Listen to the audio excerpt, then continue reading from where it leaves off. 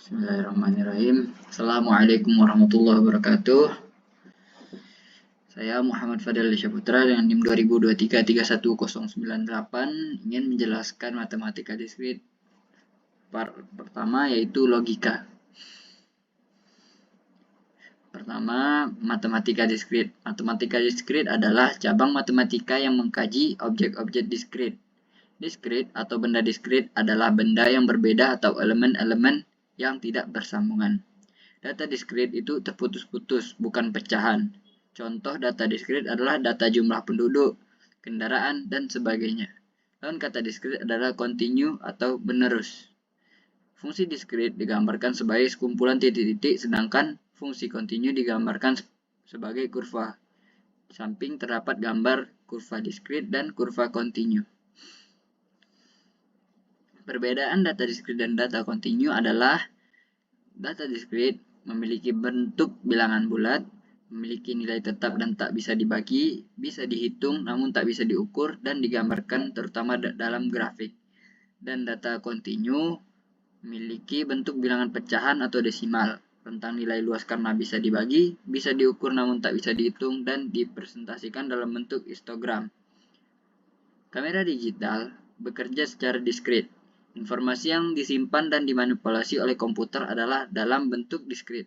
Kamera digital menangkap gambar analog atau dipresentasikan dalam bentuk diskrit berupa kumpulan piksel atau grid seperti di gambar tersebut. Setiap piksel adalah elemen diskrit dari sebuah gambar. Ini alasan mengapa mempelajari matematika diskrit. Yang satu, mengajarkan untuk mahasiswa untuk berpikir matematis. Dua, mempelajari fakta-fakta matematika dan cara menerapkannya. Dan ketiga, matematika diskrit memberikan landasan matematis untuk kuliah-kuliah lain di informatika. Ini ada 5 pokok kuliah dalam matematika diskrit. Lewati saja. Yang pertama, logika. Logika. Banyak teorema di dalam ilmu komputer atau informatika yang membutuhkan pemahaman logika. Logika adalah pondasi dasar algoritma dan pemrograman. Perhatikan argumen di bawah ini.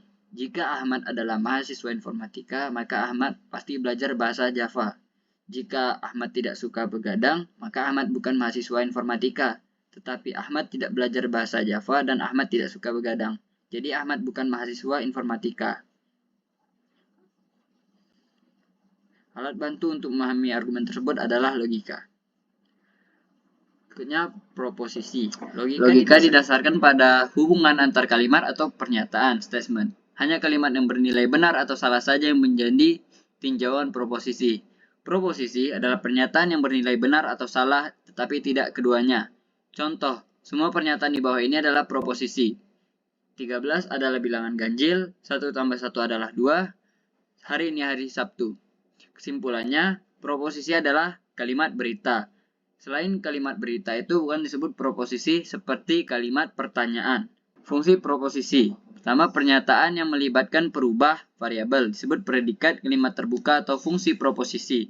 Contohnya, X lebih besar daripada 3. Y sama dengan X tambah 10. Notasinya PX misalnya, PX itu X lebih besar daripada 3. Predikat dengan quantifier untuk semua X, PX. Proposisi dilambangkan dengan huruf kecil, seperti P, Q, R, dan seterusnya. Contohnya, P, 13 adalah bilangan ganjil, Q, Soekarno adalah alumnus UGM, R, 2 tambah 2 sama dengan 4. Berikutnya, kombinasi proposisi. Misalkan P dan Q itu adalah proposisi, maka kombinasi proposisi yang pertama adalah konjungsi, yaitu P dan Q. Notasinya adalah P and Q. P dan Q. Yang kedua, disjungsi. P atau Q. Notasinya seperti di gambar P atau Q. P or Q. Yang ketiga, ingkaran. Negation. Dari P itu tidak P. Notasinya not P. Tidak P. P dan Q disebut proposisi atomik. Kombinasi P dan Q menghasilkan proposisi majemuk. Compound proposition. Tabel kebenarannya adalah jikalau P benar, Q benar, jadi P dan Q itu benar. Jikalau P benar, Q salah, P dan Q itu salah. Jikalau P salah, Q benar, P dan Q itu salah. Jikalau P salah, Q salah, P dan Q itu salah. Untuk disjungsi itu tabelnya P benar, Q benar, maka P atau Q itu benar. P benar, Q salah, P atau Q itu benar, P salah, Q benar, P atau Q itu benar, P salah, Q salah, P atau Q itu salah. Yang mana bedanya disjungsi dan konjungsi ini adalah di dalam disjungsi itu hanya terdapat satu yang benar, maka kalimat tersebut menjadi benar. Untuk tabel yang ketiga, ingkaran. P benar, not Q itu salah. Jikalau P itu salah, not Q itu benar. Selanjutnya, hukum-hukum logika. Disebut hukum aljabar proposisi, yaitu adalah metode untuk meneliti hukum logika. Terdapat 10 hukum. Hukum identitas, nul, negasi, idempoten, involusi, penyerapan, komutatif, asosiatif, distributif, dan hukum De Morgan. Selanjutnya, disjungsi eksklusif. Kata atau or dalam operasi logika digunakan dalam salah satu dari dua cara. Yang pertama inclusive or, yang kedua inclusive exclusive or. Yang pertama inclusive or itu atau berarti P atau Q atau keduanya. Contoh tenaga IT yang dibutuhkan harus menguasai bahasa C++ atau Java. Jikalau ia benar di salah satunya, maka kalimat tersebut benar. Atau benar kedua-duanya, ia menguasai C++ atau Java, tapi ia menguasai kedua-duanya, maka kalimat itu juga dikatakan benar. Untuk yang kedua exclusive or, atau berarti P atau Q tetapi bukan keduanya. Contoh seperti ia dihukum 5 tahun atau denda 10 juta. Ia harus mendapatkan salah satunya tetapi tidak bisa mendapatkan keduanya. Jikalau ia dihukum 5 tahun, ia tidak denda 10 juta. Jikalau ia denda 10 juta, ia tidak dihukum 5 tahun. Jikalau ia mendapat keduanya, maka kalimat tersebut adalah salah. Operator logika disjungsi eksklusif itu XOR. Notasinya seperti gambar di PowerPoint ini. Tabel kebenarannya adalah jikalau P benar, Q benar, P or Q itu salah.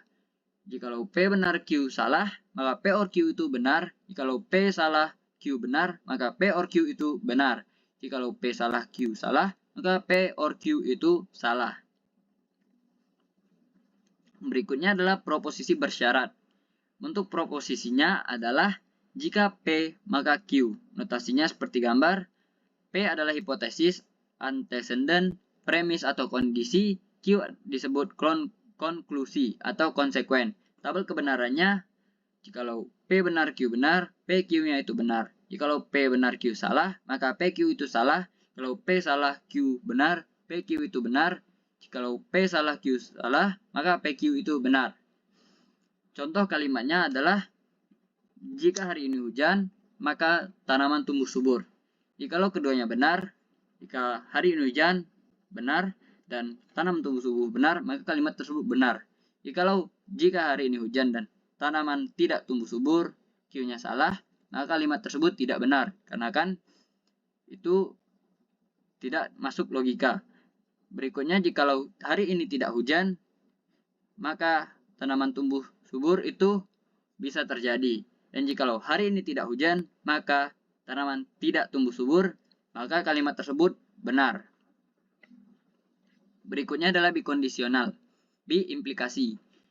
Bentuk proposisinya adalah P jika dan hanya jika Q.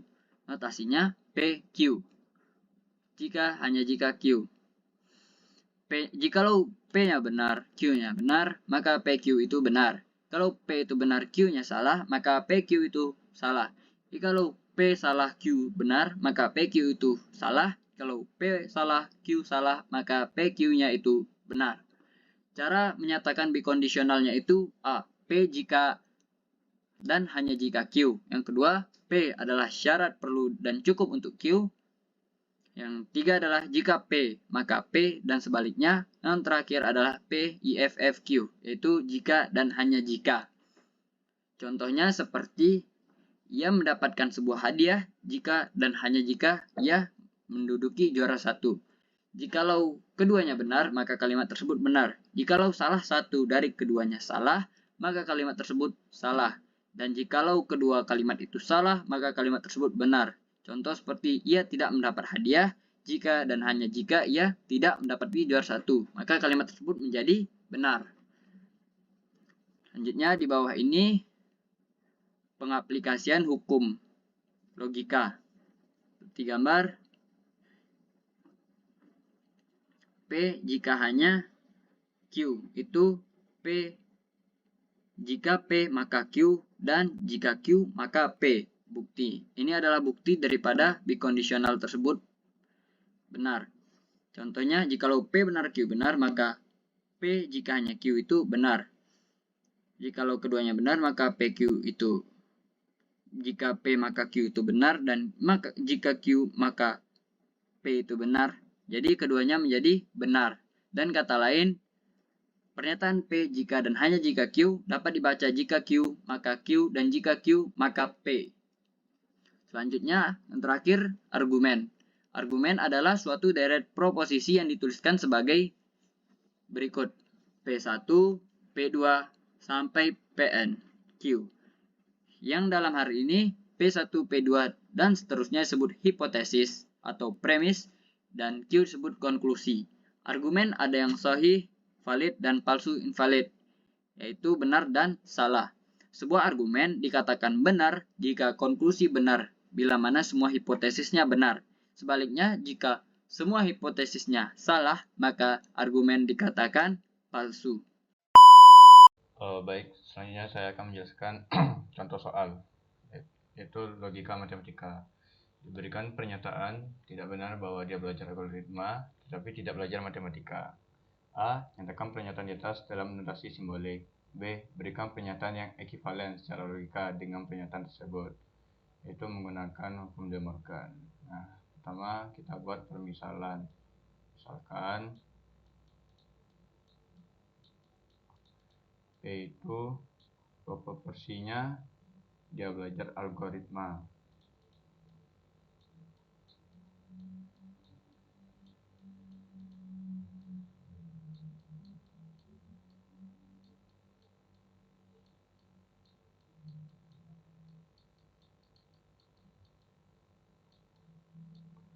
Lalu tidak belajar matematika itu negasi dari Q. Bisa juga kebalikannya, positifnya, yaitu belajar matematika.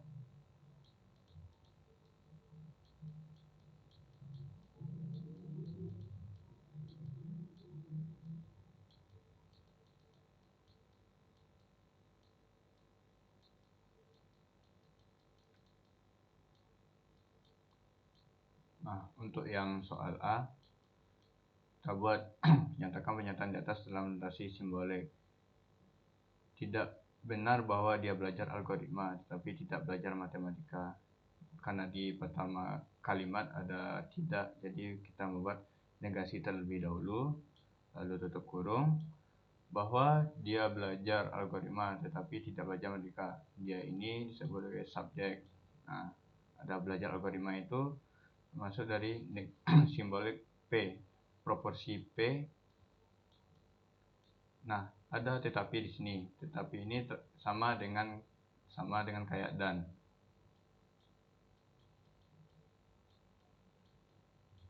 Jadi simbolik dan itu dinamakan dengan panah ke atas. Tidak belajar matematika.